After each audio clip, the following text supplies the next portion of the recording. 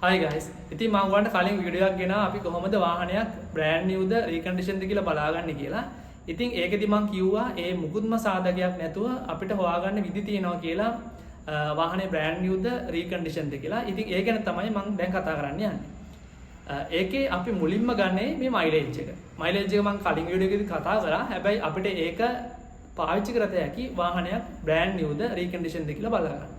ඉතින් මේ mileage එක සාමාන්‍යයෙන් කිලෝමීටර් 100ට වඩා අඩුයි නම් අපි කියනවා මේක brand new vehicle එකක් කියලා. ඉතින් 100ක් වෙන්නේ මේ production line එකේ ඉඳන් මේක එක්කෝ මොකක් හරි sale එකකට එහෙම නැත්නම් port එකට වගේ යද්දී මේ එන mileage එක තමයි සාමාන්‍ය 100ක් වගේ දල වශයෙන් ගන්න.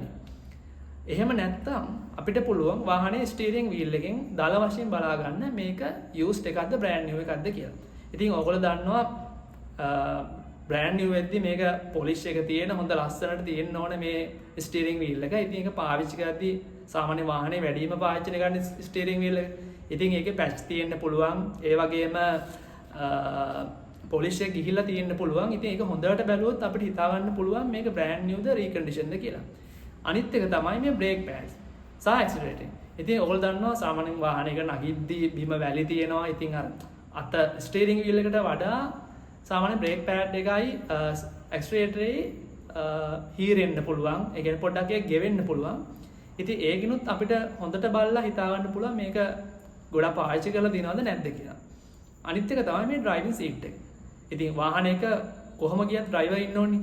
ඉතින් ඩ්‍රයිවර් ඉද්දි මේ ඩ්‍රයිවිං සීට් එකේ අර ඔයගොල්ලෝ දන්නවා මොකක් හරි සීට් එක වාඩිනාම පොඩ්ඩක් අර ඒක brand new quality එන්නේ නැහැනේ වාඩිනාම තද වෙලා හැම පොඩි තියෙනවනේ. ඉතින් අපිට ඒකිනුත් හිතත හැකි. ඒ කියන්නේ සපත්තුවක් උනත් දැම්මහම අර නැවෙද්දී අර පොඩි ඉරි පාරවල් තියෙනවනේ. ඒ වගේ ඉරි පාරවල් තියෙනවද? පොඩ්ඩක් නැවිලා තියෙනවද? එහෙම කියලා අපිට බලලා හිතා ගන්න පුළුවන් මේක පාවිච්චි කරපු එකක්ද නැති එකක්ද කියලා. අනිත් විශේෂක තමයි tires. ඉතින් ඔයගොල්ලෝ දන්නවා tire හදද්දී manufacturing වලදී tire වල පොඩි නූල් තියෙන්න පුළුවන්. ඒක ඇත්තට මාත් දැනන් හිටපු දෙයක් නෙමෙයි. ඒ කියන්නේ ටයරේ හදද්දී පොඩි කෙඳි වගේ තියෙන පුළුවන්. ඉතින් සාමාන්‍ය එක කිලෝමීටර් 100ක් යද්දි ගෙවෙන්නේ නැහැ. හැබැයි ඊට වඩා ගියොත් ඒක ගෙවෙන්න පුළුවන්. ඉතින් මං කියන මේක ඔයගන්ට ඕන ඉන්ටර්නෙට් එක ගහලා බලන්න පුළුවන්. nubs and spikes.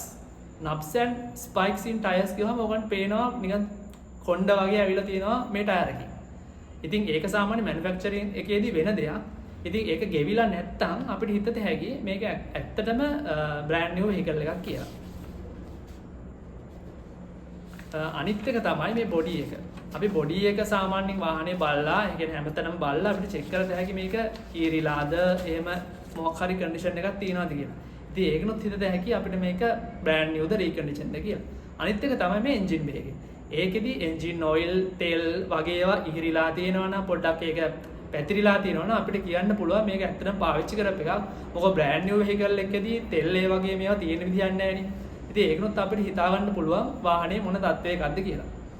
අනිත් එක තමයි door hinges and rubber seats. rubber seats එක මම ඔයාලට කිව්වා door hinges එක තමයි. door එක අදිද්දි වහද්දි ඔකේ පොඩි හරි අර brand new condition එක අවුලක් යනවනේ. ඒ කියන්නේ ගෙවෙනවා ඒ වගේ පොඩි හරි අර brand new condition එකෙන් පිටට යනවනේ. ඉතින් ඒකිනුත් අපිට හිතට හැකි මේක ඇත්තටම පාවිච්චි කරපු වාහනයක්ද ගොඩක් එහෙම නැත්නම් ඇත්තටම brand new වාහනයක්ද කියලා. අනිත් එක තමයි මේ brand new vehicle එකේ smell එක. ඉතින් අපි කොච්චර කිව්වත් වාහනවල සුවඳට අර අපි අලුත් වාහන සුවඳක් වගේ දැනුණට ඇත්තටම මේ වාහනේ ෆැක්ටරියෙන් එද්දී ඒකේ තියෙන්න ඕනේ ප්ලාස්ටික්, රබර් වගේ ස්මෙල් එක. ඒ කියන්නේ මොකක් හරි අපි perfume හරි මොකක් හරි එකක් පාවිච්චි කරන්නේ වාහනේ පාවිච්චි කරද්දී. ඒක ඇත්තටම ප්‍රොඩක්ට් එකක් කෙලින්ම මැනුෆැක්චරින් ප්‍රොසෙස් එකෙන් එළියට දාද්දී ඒකේ ස්මෙල් තියෙන විදිහක් නැහැ. ඒකේ තියෙන්න පුළුවන් ප්ලාස්ටික් සහ රබර් වගේ ස්මෙල් එක. අපිට ඒකිනුත් හිතා ගන්න පුළුවන් මේ වාහනේ ගොඩක් පාවිච්චි කරලා තියෙනවද නැද්ද කියලා. ඉතින් මම හිතනවා ඔයගොල්ලෝ දැනගෙන හිටපු නැති කරුණු ටිකක් මේකෙන් දැනගන්න ඇති කියලා. ඒ වගේම ඔයගොල්ලෝ දන්න තවත් කරුණු තියෙනවා නම් කමෙන්ට් කරන්න කියලා මම ඉල්ලනවා.